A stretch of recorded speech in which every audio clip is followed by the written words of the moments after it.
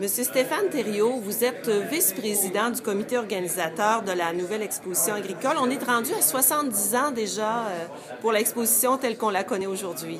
Oui, effectivement, c'est notre 70e édition que l'on fait cette année, là, comme exposition régionale. Là.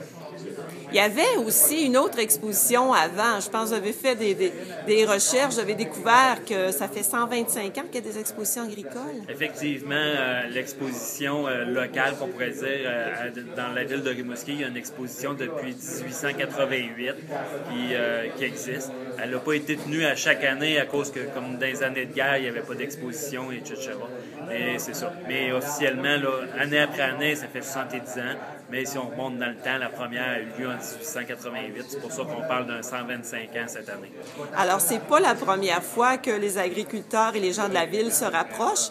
Et je crois que c'est une de vos principales missions, hein, de rapprocher un peu le monde agricole des gens de la ville. C'est sûr, dans le temps, on avait un parent, un oncle qui avait une ferme. À cette heure, c'est plus difficile. Donc, nous autres, notre but, c'est de permettre aux gens de la ville de pouvoir voir des animaux, puis de pouvoir le toucher, puis de voir les différentes machineries aussi, autant récentes qu'anciennes qu'on utilise. Fait que c'est ça, là, ça nous permet de rapprocher les citadins du monde agricole, puis de voir tout ça, puis de voir aussi d'où vient la pinte de lait. Là. Elle vient pas de la tablette d'épicerie, mais elle vient d'une vache, puis etc. Pour les jeunes, ça doit être drôlement intéressant aussi de suivre ce cheminement-là, de l'apprendre jeune, justement, comment ça se déroule, l'agriculture. Oui, c'est sûr, ça permet de savoir d'où ça passe, ça permet de toucher à des animaux, de pouvoir s'amuser avec eux autres aussi. Là. Fait que ça permet de voir un peu d'où ce que les aliments viennent, autrement dit. Là.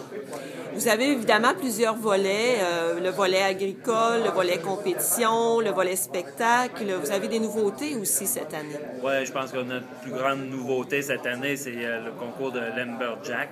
C'est un concours de bûcherons, là, où ils vont avoir des défis avec une hache.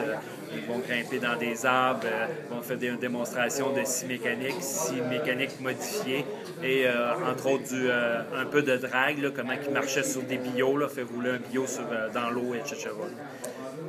Donc, c'est une des nouveautés. Est-ce qu'il y a d'autres nouveautés à ne pas manquer? Les autres nouveautés, on va avoir un concours d'hommes forts, bien sûr.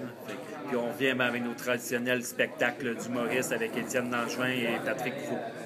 Donc, ça commence le 31 juillet, cette exposition agricole? Effectivement, ça commence le mercredi 31 juillet et ça se poursuit jusqu'au dimanche soir. OK, donc une grosse semaine d'activité. Oui, bien sûr, une grosse semaine d'activité où on invite les gens à venir faire la fête sur le terrain de l'expo, où il va y avoir plein d'activités. Bien, parfait. Je vous remercie beaucoup, M. Thériault. Merci, bonne journée.